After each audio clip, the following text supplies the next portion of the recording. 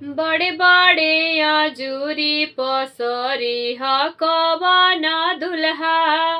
बड़े बड़े अजूरी पसरी ह कवन दुल्हा। बड़े बना मामा तुहार हो। आहे बड़े बना मामा तुहार हो।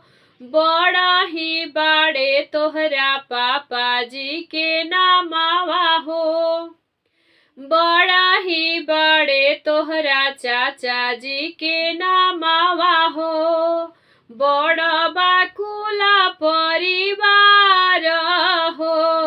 आहे बड़ा बाकुला परिवार हो। गह गह करे लागल घरवा आंगनवा हो।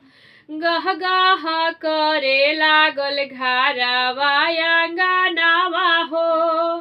जुटल बा गौआ जवार हो। आहे जुटल बा गौआ जवार हो। कलसा के ज्योति से झरताड़े मोती हो। कलसा के ज्योति से झरतारे मोती हो। जुटल बा गौआ जवार हो।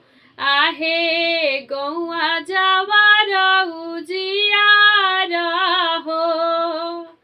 बड़े बड़े अजूरी